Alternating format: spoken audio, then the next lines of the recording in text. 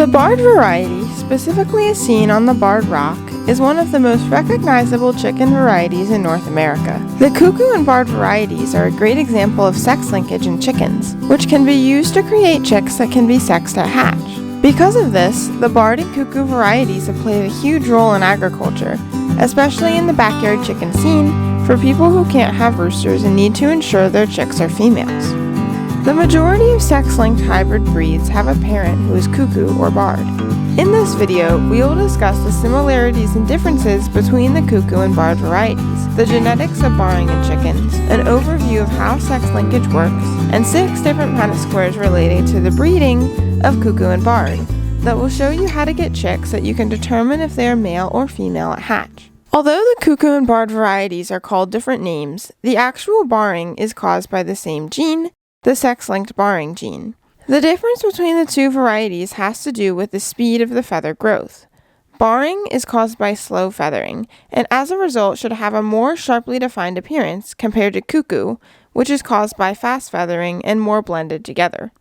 The barred gene is a sex-linked gene attached to the Z chromosome. If you watched my video on the genetics of sex linkage linked in the description, you'll remember that in chickens, as well as other birds, as well as fish, that the males are homogametic, meaning they have 2 Z chromosomes, while females are heterogametic, meaning they have 1 Z chromosome and 1 W chromosome.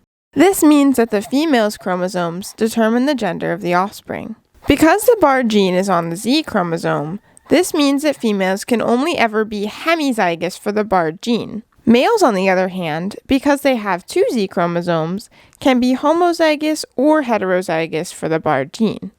Because this gene is sex-linked, it passes on a bit differently compared to genes that are autosomal or not sex-linked.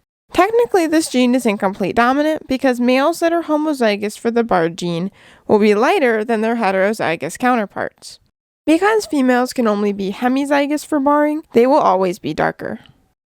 With all that covered, let's take a look at the barred gene. The symbol for the barred allele is a capital B, and the symbol for the allele for the absence of barring is a lowercase b with a plus sign afterwards to represent that it is the wild type.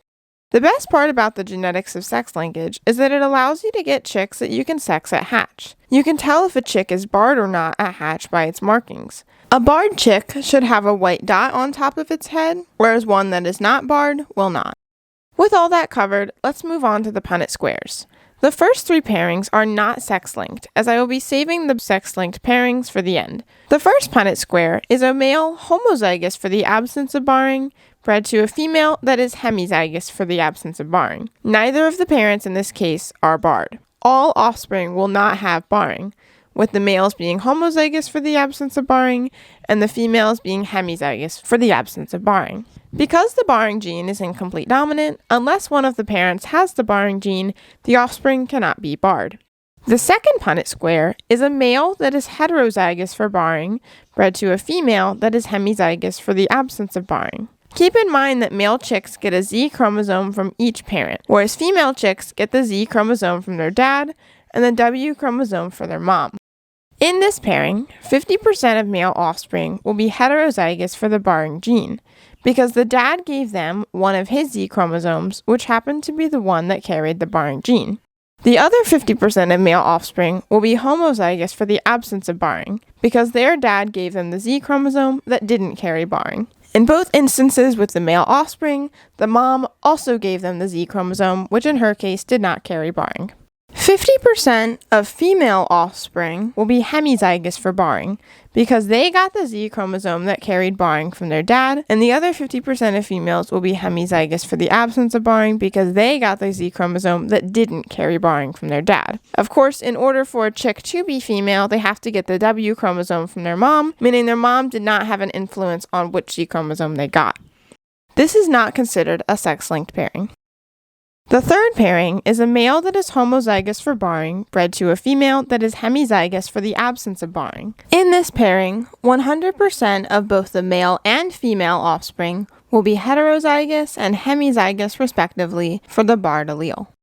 This pairing is also not sex-linked because all of the offspring will be barred, so you won't be able to tell them apart from each other at hatch. The fourth pairing is a male that is heterozygous for the barred gene bred to a female that is hemizygous for the barred gene. This pairing in a way is sex-linked because at least some of the offspring will be sexable at hatch, but not all. In this pairing, 100% of males will be barred. However, 50% will be homozygous for barring, meaning they will be lighter, and 50% will be heterozygous for barring, meaning they will be darker. This probably isn't something you will be able to tell until they are older. In the females, however, 50% will be hemizygous for barring, and 50% will be hemizygous for the absence of barring. To sum up this pairing, all chicks that do not have barring are females. Chicks that are darker barred, meaning they are heterozygous or hemizygous, may be male or female.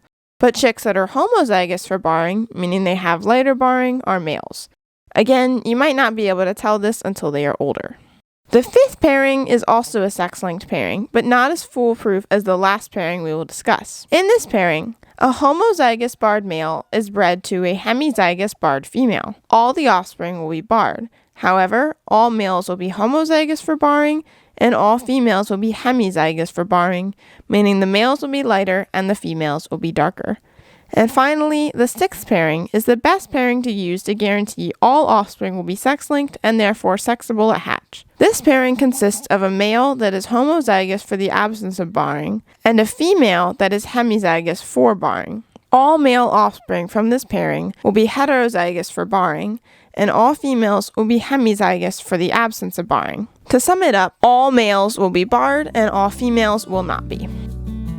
All in all, the barred gene is a great tool when utilized properly to create chicks that you can guarantee the gender of. Although it is called the barred gene, it is responsible for creating both the cuckoo and barred varieties, with the differences between the two lying in the speed of feather growth.